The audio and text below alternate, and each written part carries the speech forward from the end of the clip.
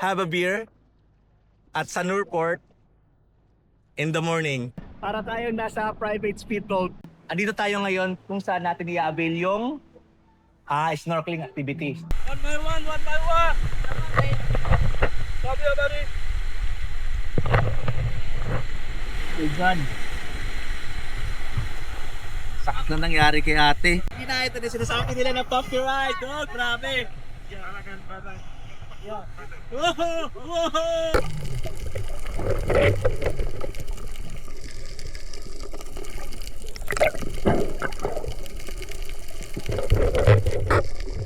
Tutuloy natin yung adventure natin to explore the rest of Nusa Penida using motorcycle. So, pipigure out natin kung paano pa tayo pag-iikot sa buong island.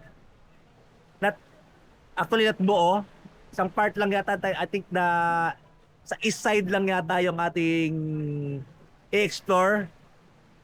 Yung apat na beach like Kilingking, Broken Beach, and Angels Bilabong, and mayroon pa yata isa. So tignan natin kung kaya pa nating ikutin yon using motorcycle, and it's already 12:30. Ay nag-start nga tayo kanina around 9:30 yung ating yung ating schedule. And then natapos ng around Thank you. magto-12 na. So more than almost 3 hours din siya na activity. Okay? So much for that. So tuloy natin yung adventure natin.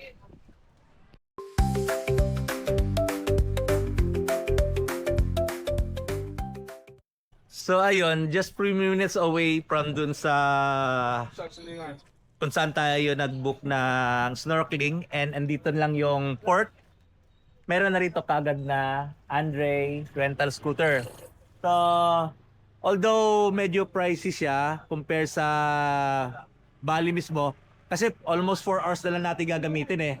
So, pero 100 pa rin yung rental ng, ayun, yung Honda Click. So, pero included na yung tawag diyan, gas. So, problem natin ngayon ay maghanap ng ATM muna. Yun ang first order of the day natin. And then, itry na natin tong scooter na to. And then, explore some spots here in Nusa Penida. Thank you, bro. Slowly, slowly. Yeah. Okay, thank you.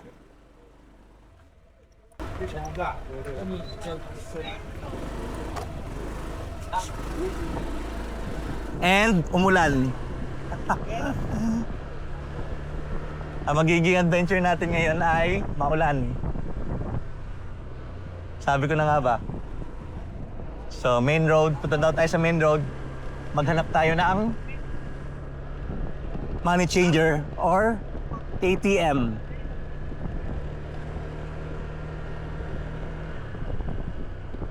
Malakas na nga yung ulan.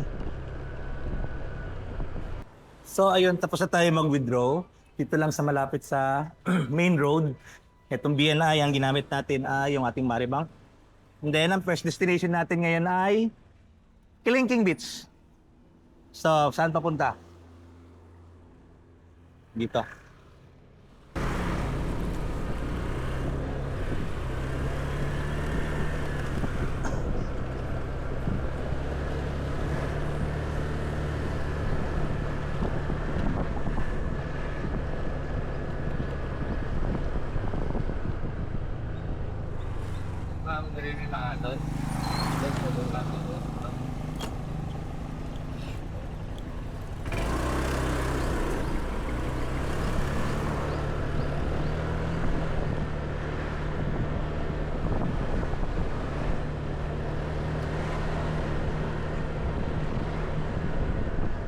From dun sa port, ang Kilingking Beach ay almost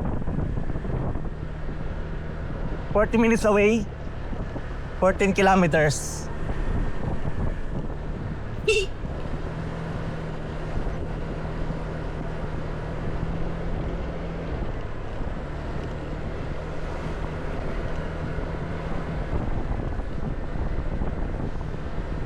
Kanina umaambon, din lang ngayon medyo may tuna.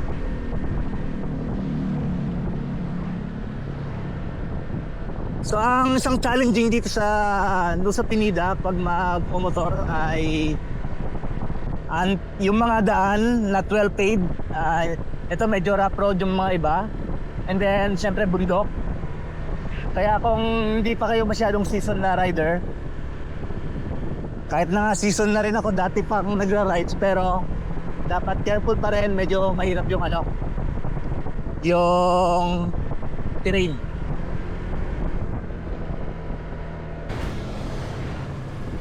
And ayun na nga, kita nyo naman na ang liit ng kalsada. Tamang-tama lang na pag may kasalubong ka talaga na 4 wheels, kinakaya nila yung lane mo.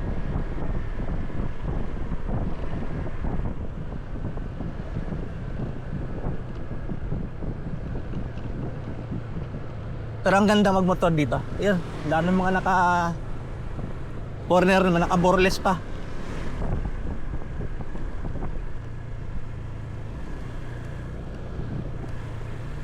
Tulad niyan, ayan, rough road na, putol kalsada.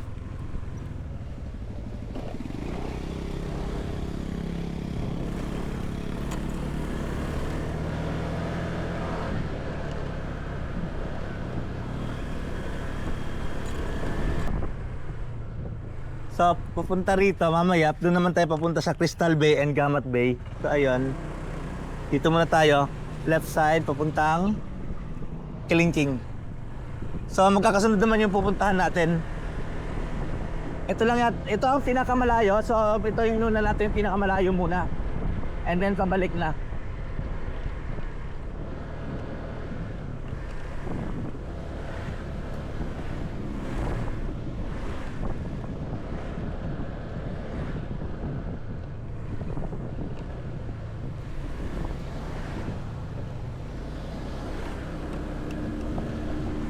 Actually malapit lang siya eh. Kanina almost 15 kilometers away lang. Abutin lang talaga ng 40 minutes dahil nga sa road conditions. Tulad yan, tignan mo, oh. Kakainin ka talaga ng kotse. Ayan. Ayan. Oh, walang ya. Okay. Oh. Oh ha. Oh ha. Paano kung dalawang kotse nagkasalubong? Ayan.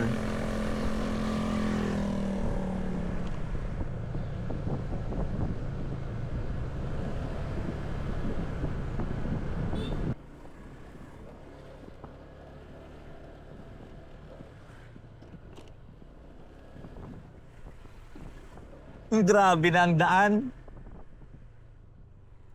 Mula kanina pa to na ganito na ang nadadaanan natin. And then ang dami na rin kasalubong. Nakatatapos lang ng explores ng Kilingking.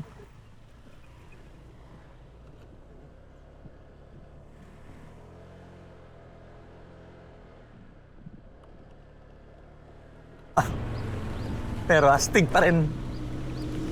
Si ate girl. Oh, di ba? Anybody can drive in Bali. Sana di sa Nusa Penida. Ayun na si ate girl. Oh, stiga, di ba?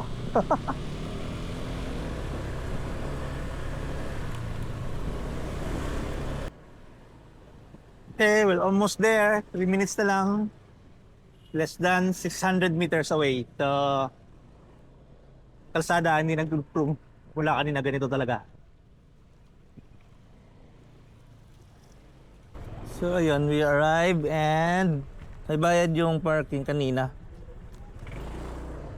5,000. Usually naman talaga mga parking nito, 5,000, 2,000, gano'n lang. Mura lang parking nila.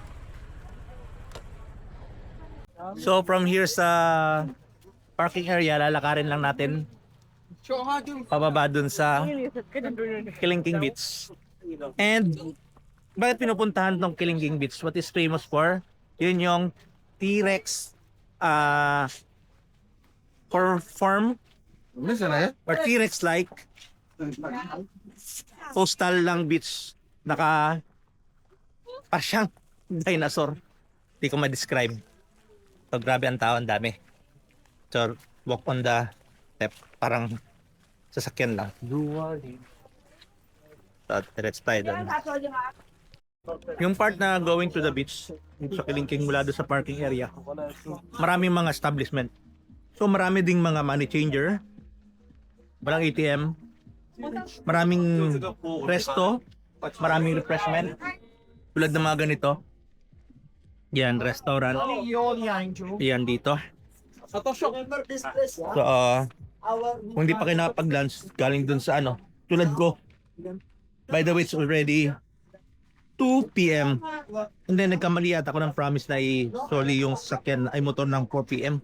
Pero tignan lang natin. So, ayan sa baba ngayon. Ayun. Astig ng tato. So, finally, we're here. And ayan yung ulo ng T-Rex. Yan yung pinupuntahan lang talaga rito na part. So, hindi rin pwede yatang bumaba. Pero ito yung may mga structure na ganito na pinatigil yata ng government ng Bali na kakasira sa nature o conservation. Hindi ko alam bakit meron silang ganyan. So, ayan. Kuha tayo ng magandang picture. Sir.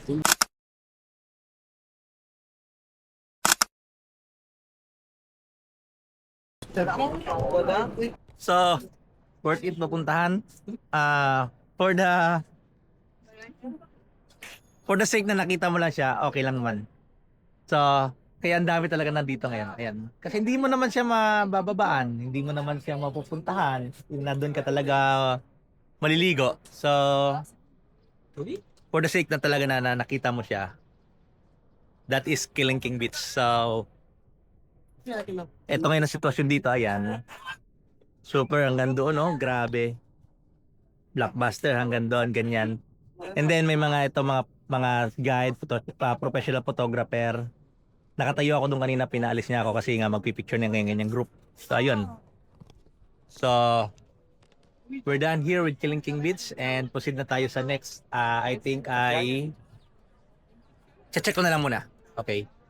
Okay, let's continue mga paps and mga mamshis. So next nating destination ay Broken Beach, which is around 28 minutes away. So that is 9 kilometers lang. And then ito nga yung pinakamalayo na part na pinuntahan natin.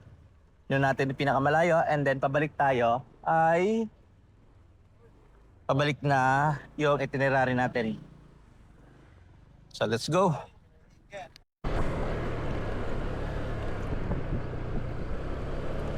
So yung daan dito papuntang Broken Beach galing sa Kilingking ay medyo okay na.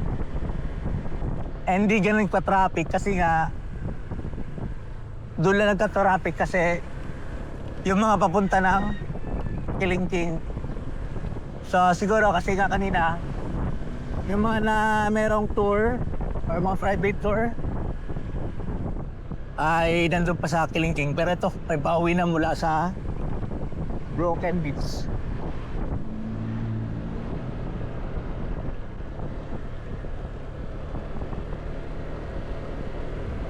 Pero at least dito bagong asfalto ang daan.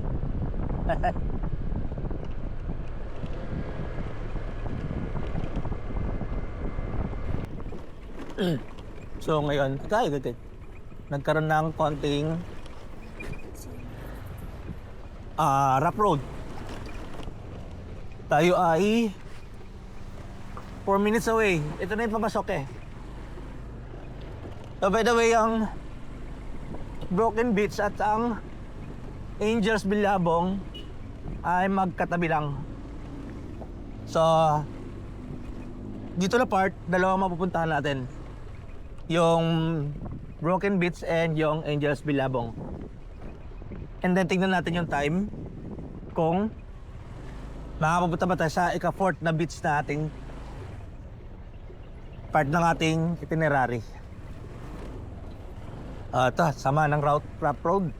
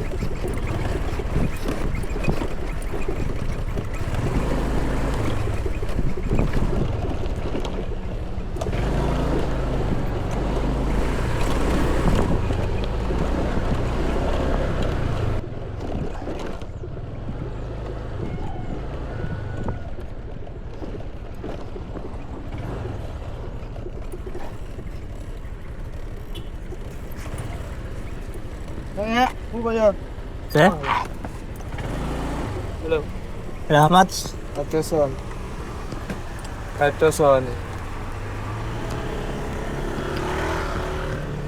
Broken door? Where does this go? Fresh. Oh, this. This for walking from Angel Broken Beat. Where the sparking? Straight That's the top. Grill, grill. Grill, grill. मैं सीट ले. Grill.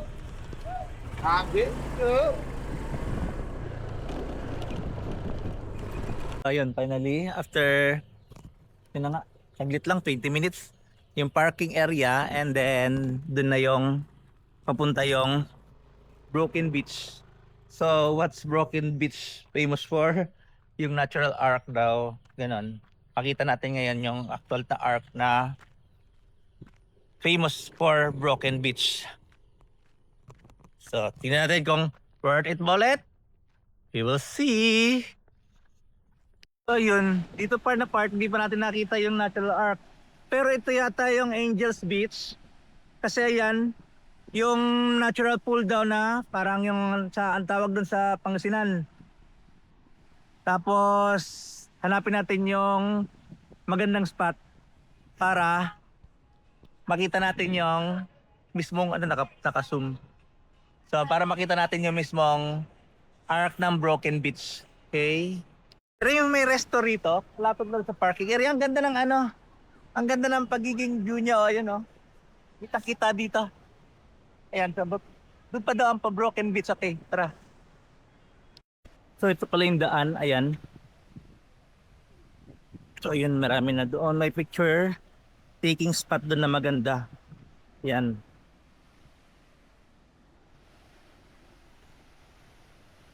Appreciate natin yung beauty ng Broken Beach and Angels Bilabong.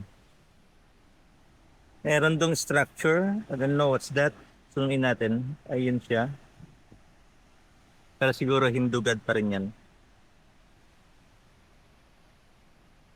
So okay, thumbnail tayo. Alright. So ibig sabihin pala, mula rin sa tinatayuan natin, ay may babaan doon. Hanggang doon, iikutin nyo. Tapos hanggang doon na part. Ayan. Andiyo sila. So, pero for today's video, hindi na natin gagawin yon. And, kasi alas 3 na and ang promise natin ay 4 o'clock may balik yung motor. Bakit nga ba 4 o'clock yung sinabi ko? Anyway, so okay. So, we're done here at Broken Beach and sa baba yung Angels Bilabong, so hindi natin pupuntahan yan. So ang pinakalas sana natin, pang-apat natin na beach ay Crystal Beach, which is malapit na sa along the way pa uwi, pero hindi na natin tatapusin up to yung sa Crystal Beach.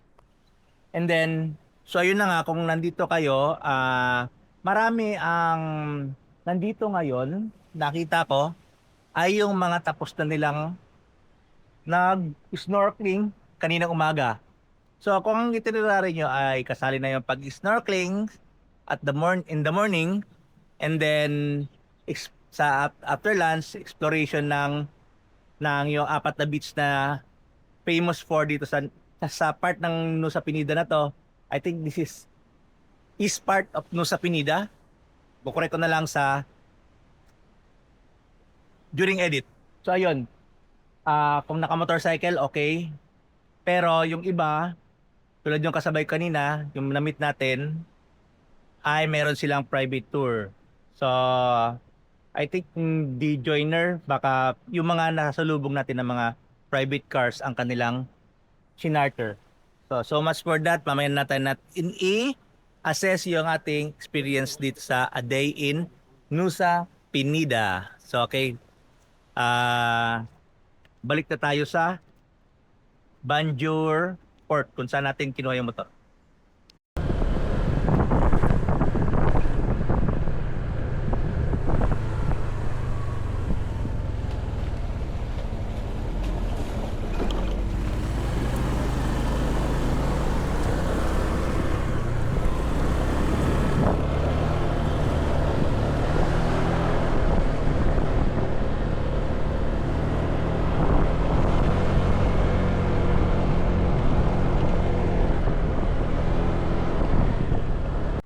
So we're back at the port and nasolid na rin natin yung motor natin at exactly 4 p.m. So tayo, buzzer beater.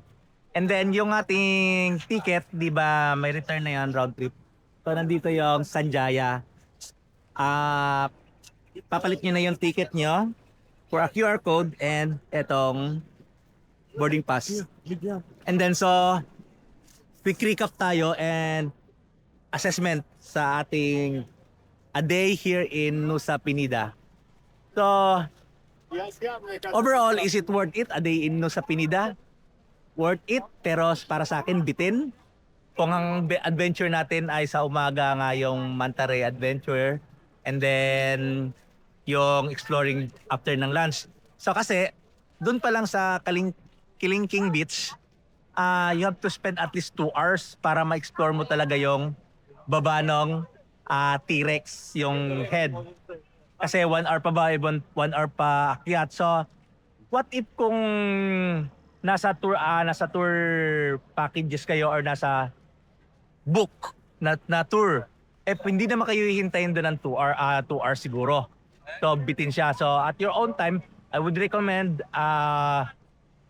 an overnight stay here in Nusa Penida para worth it yung travel mula doon sa Sanur papunta rito and pati yung pamasahe doon sa fast boat. So ayun, sa pagmumotor naman, would I recommend it? Nakita ko parang mahirap yung kalsada. Pero kung may experience ka sa motor, kahit na hindi season, kung may experience ka, pwede namang dahan-dahan and wag lang talagang maulan. I would not recommend magmotor dito pag maulan kasi yung kalsada talaga ay sira-sira and ang daming mga rough road. So, I think pag naulan may slide yon. So, sa halagang 350 sa half day natin na nirent yung motor, medyo pricey siya comparing sa Bali. 350 pesos or 100 IDR. Comparing sa Bali na nakuha lang natin ng 80 IDR. Because kasi nga 4 days yun. Pero ito 4 hours lang, 100 IDR na. So, compare nyo sa kung mag-isa kayo, kung sasali ka ng joiner, kung mas ba siya, mas worth it ba siya? Maybe kung kung relax ang magiging magiging relax yung kanyang exploration nyo rito sa Nusa Penida. So ayun, tamang-tama tayo at 4 o'clock and the fast boat will depart at 4:30. So by the way, yun na ang pinaka last trip ng fast boat, 4:30 daw. So tamang-tama lang talaga na nakabalik tayo ng 4 o'clock. Kasi kung sinabi ko na 5 o'clock pala yung ating balik ng motor, so wala na pala tayo aabutan na fast boat. Wala na tayo aabutan na fast boat going back to Sanur. So ano mangyayari sa buhay natin pag ganun ang nangyari? So buti lang din talaga na 4 o'clock yung tinabi ko na may So tamang-tama lang talaga na sinabi ko na 4 o'clock yung ating balik. So dito ko na i-wrap up itong series na to. Ang dami ko ng dada. Ilang minutes na yung dada ko. So para doon lang. And then nilalap ko na itong series na to. So salamat mga Paps and Momshi sa pagsama natin dito sa A Day in Nusa Penida. So ayun, ate So sa pagsama dito sa ating adventure sa Nusa Penida, A Day in Nusa Penida. So salamat kung may nakuha kayong tip. And kung nagpaplano pa yung iba dyan, mga friends natin, mga Paps and Momshis, please like and share this video and the series and the rest ng ating mga adventures dito sa Bali, Indonesia para makatulong or makapagbigay mala ng idea what to expect here in Nusa Penida, a day tour, ganon. And then, so kung hindi pa kayo nakapag-subscribe sa channel natin, please do subscribe para mag-grow na yung channel natin and marami pa tayong matulungan. So, nagmamadali na at wala pa din pa akong lunch pala and yung breakfast natin kanina ay yung lang sa Circle K. So, that's it for now. So, mayroon pa tayong 2 days sa Bali. So, watch out for it. So, Papa Pets TV out. Bye-bye!